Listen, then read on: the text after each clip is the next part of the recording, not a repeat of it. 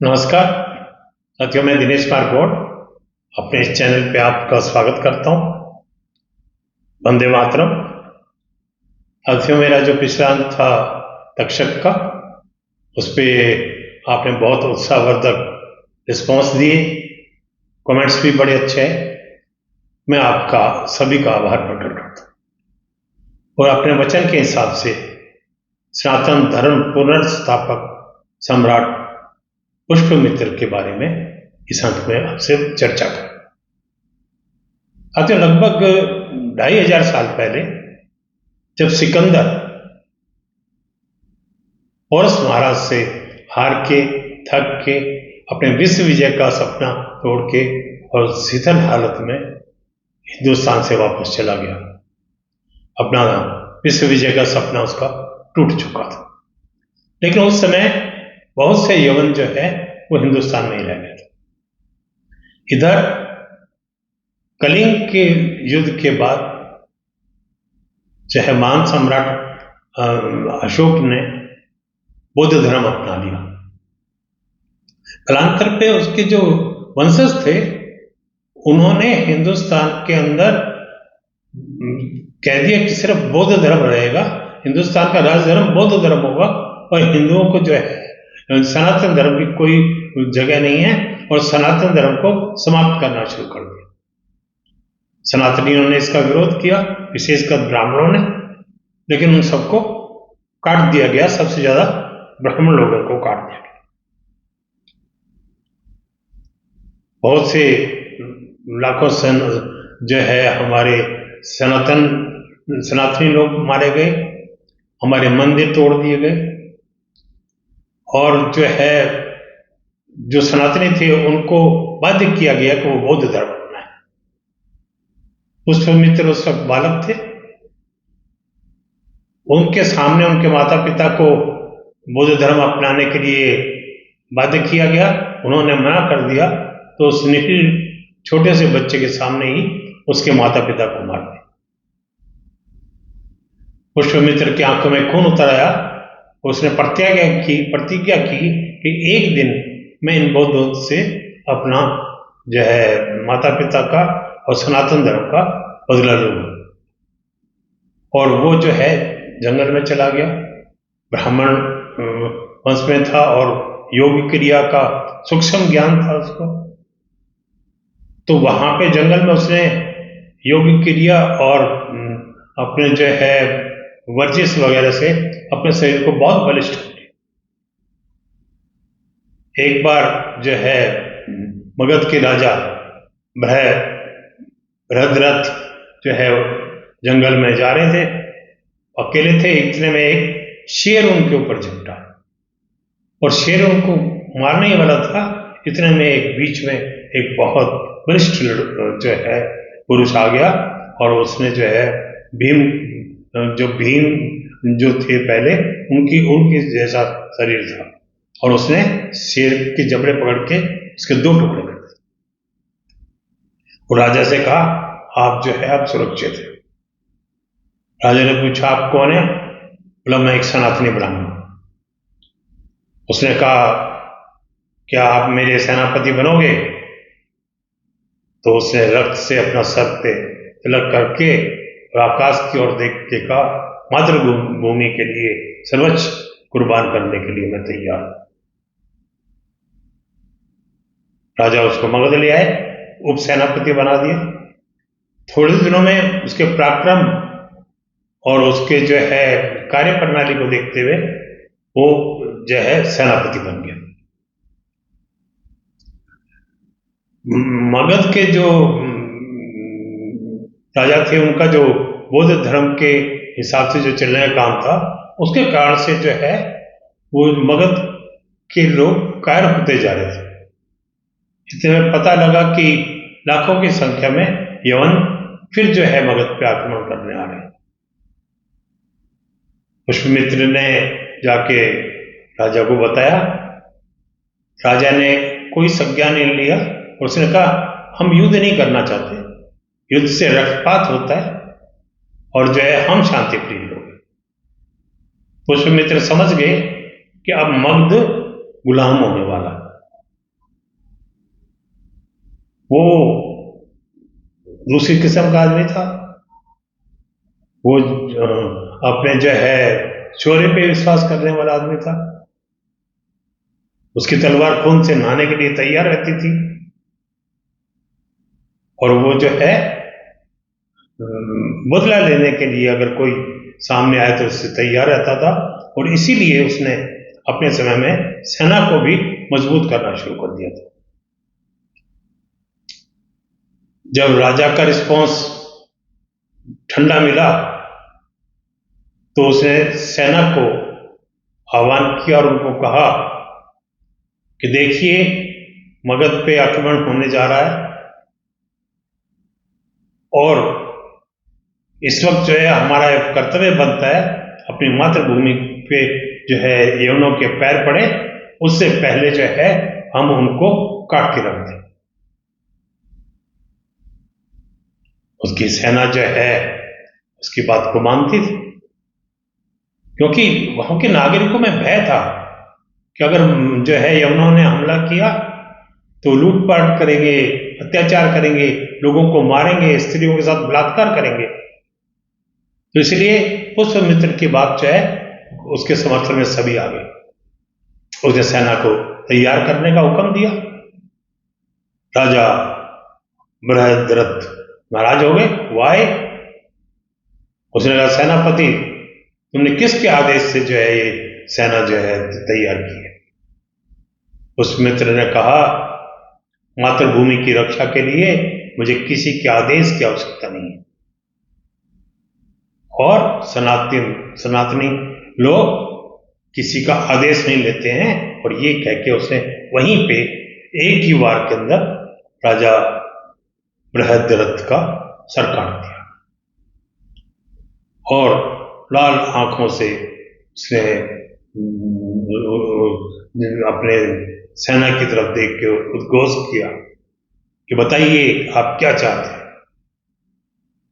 क्या कायरों की तरह मरना चाहते हैं, या मातृभूमि के लिए दुश्मनों का रक्त बहाना चाहते हैं?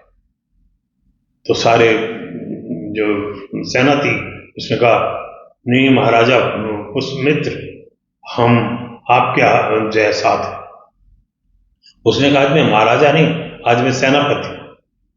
और वो जो फौज उसने तैयार किया था, वो उसके अंदर बहुत दिनों से बदला लेने की भी इच्छा थी, और उन्होंने जो है यवनों को काट के फेंक दिया। फिर राजा पुष्यमित्र का राज्य अभिषेक हुआ, वो राजा बना। उसने राजा बनते ही सबसे पहले ये कहा कि ये अब जो देश में सनातन धर्म चलेगा, ये देश सनातन हिंदू धर्म जो है इस देश का राज धर्म होगा, और कोई भी बौद्ध धर्म नहीं अपनाएगा। और सभी सनातनियों से आह्वान किया कि आप तिलक लगाएं, और कहा जिसके सर पे तिलक ना लगे उसका सर धड़ से अलग कर दिया जाए। उसने जो मंदिरों को तोड़ के बौद्ध मठ बनाए गए थे, उन सब बौद्ध मठों को ध्वस्त करके मंदिरों की पुनर्स्थापना की। नालंदा विश्वविद्यालय को जो है उसका पूरे सनातनी गौरव जो है दिलाया। और चाणक्य के समय का जो मौर्य साम्राज्य था, उसकी तरह से उसने जो है उसको संभालने का काम किया। और उसके काल के अंदर हिंदू धर्म वापस से पर जो जिनको डरा के बौद्ध धर्म में परिवर्तित कर दिया था, वो जो वापस आना चाहते थे, उनको वापस हिंदू धर्म में लाने का काम किया। कालांतर में जब उनका जो बेटा था, बेटे का नाम मैं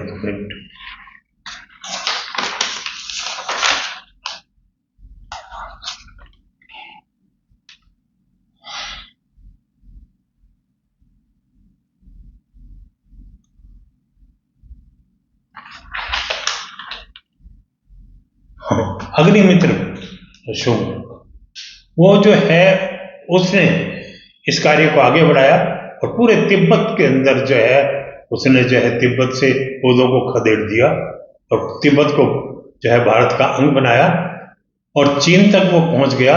चीन के राजा ने अपनी बेटी देके और जो है संधि की। आज भी चीन के अंदर जो शुंग लगाते हैं वो जो है उसके